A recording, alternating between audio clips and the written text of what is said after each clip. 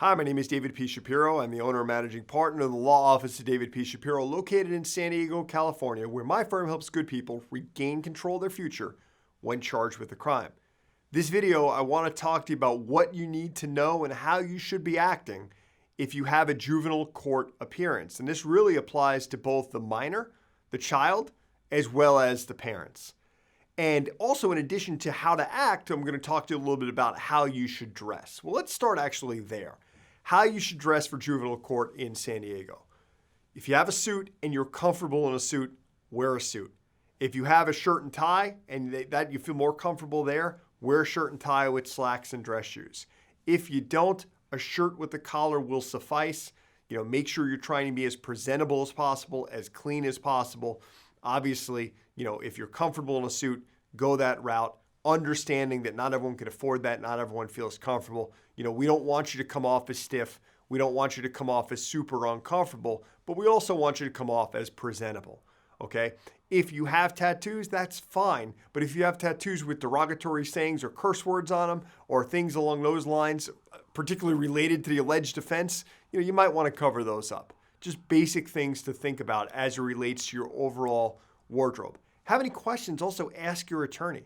Hey, I'm thinking about wearing this. Do you think this is okay? What we do at our firm is when you become a client at our firm, what we'll do is we'll send you out a packet of information, like a new client welcome packet, and that'll talk about what's expected of you, including but not limited to what to wear to court.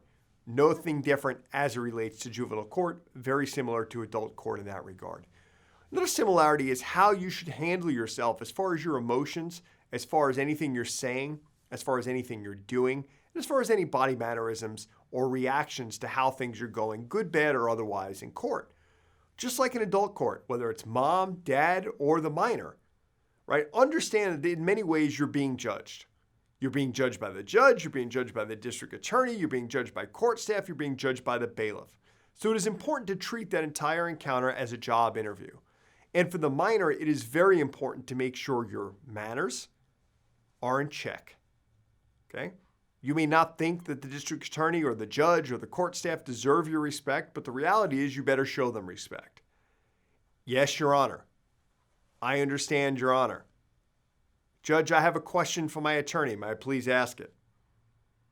Be polite. Be respectful, because what you don't want to have happen is your attorney's up there making an argument saying you're A, B, C, D, and E, but your body language, your demeanor, your overall conduct completely contradicts that.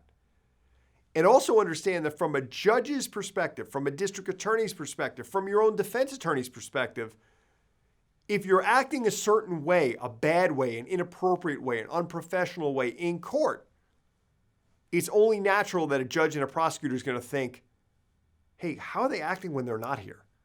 When they're not supposed to be on their best behavior? So that's really important to make sure that you try and keep your emotions in check. Now, we understand you're going to hear some things that are emotionally charged. You're going to hear some things that might even not be true. But there's a time and a place to address that. It's not to interrupt. It's not to eye roll. It's not to be slouched in your chair. Certainly not the time, not the place with so much at stake. And that applies to mom, dad, to adult figures in your life that are in the courtroom just as much, arguably if not more so, than it does to the minor who's there because of their criminal or their juvenile court matter. So I hope this video has been helpful. Basic premise on what you need to keep in mind, body language, clothing, mannerisms, so on and so forth, when in juvenile court, particularly in San Diego, and how you don't want that to be the focal point of the court's attention or a prosecutor's attention. Again, David Shapiro, San Diego criminal lawyer, 619-295-3555.